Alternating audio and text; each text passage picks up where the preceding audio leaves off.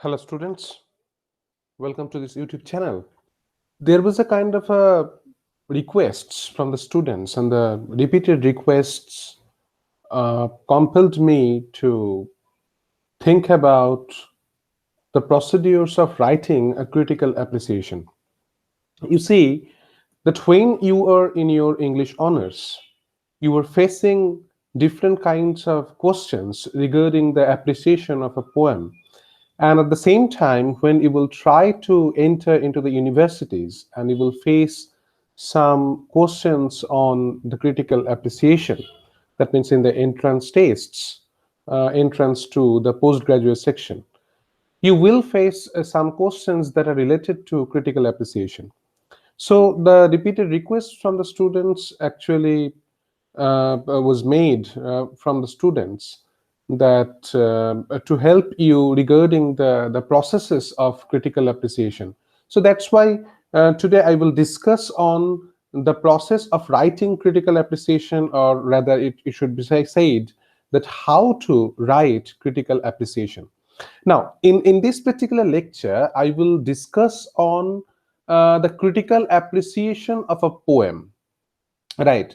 So what happens, that whenever you get your poem in your examination, and you have to write a critical appreciation, the fundamental problem that is being faced by the student generally, that generally when we find some answers, we the teachers, we find that mostly the students are writing some substances or maybe the summary of the poem. But dear students, I must say here that it will not do, right? That means a summary, just a kind of a summary or substance writing, and critical appreciation, these are vastly different things, or two different ideologies, or two different things. So let us continue our discussion with the two terms. That means the two terms that are closely associated and a bit confusing, because most of the students, they feel that somehow substance writing and critical appreciation are the two parts, or maybe the to some extent synonymous. But it is not so.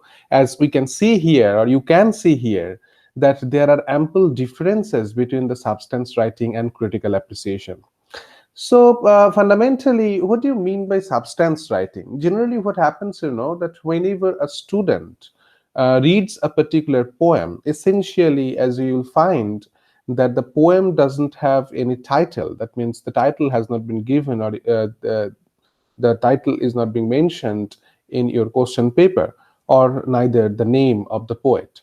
So what happens that whenever you read the poem, you will find or try to think about what is the subject matter of this particular poem, and then you identify the subject matter and you try to write a kind of a summary and think that it is a critical appreciation of the poem. But I have to say here again that summary and critical appreciation, that is substance writing and critical appreciation, are not similar.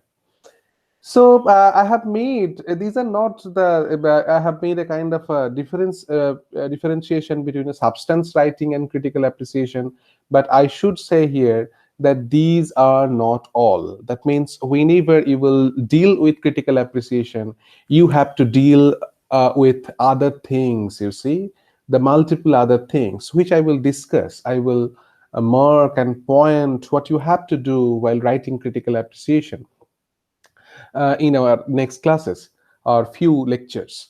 So here you will find that what I have been mentioning here, that just like a summary of the poem, that is substance writing. Okay, so substance writing itself is a summary of the poem, whereas critical appreciation, as you can see, it is much larger than a summary, right? And you will find that so far as substance writing is concerned, it focuses mainly on literal meaning. That means, suppose when you are reading a particular poem, the lines actually prefigure something, the lines actually say something, and you try to identify the meanings of these lines, and you will write the literal meaning of the line. but it is not simply the literal meaning. Rather, you will find some inner meanings too. But somehow, whenever you will write just the literal meaning and just the inner meaning, these are only the substance writing. It's not to be considered as the critical appreciation, because as you can see from the critical appreciation section, that it focuses on divergent aspects. You see, that is the divergent aspects. So it is not simply the substance writing rather than the other things that we have to take in detail. In case of substance writing, you will find that in some cases inner meaning is also at focus, but in case of critical appreciation, it includes content and the structural aspects. You see, the structural aspects are the mostly important parts apart from the content writing or the substance writing, or maybe the content related conceptualization. The structural aspects are also very important here. The next thing, I will come to them later. Come to that later. So, in case of substance writing, you will find the substance is a part of critical appreciation. It's a smaller unit, a smaller part. But in case of critical appreciation, you will find that it is a much bigger term, where substance writing is actually it should be meant as maybe 1/10 of critical appreciation. So from this particular differentiation, you can identify that while you will be asked to write a critical appreciation of a poem, if you make a kind of a substance writing, then certainly the marks will be deducted from this particular section, because this will not do. So ultimately, you can identify that what are the basic differences, and in my next lecture, you will find that how the critical appreciations should be made.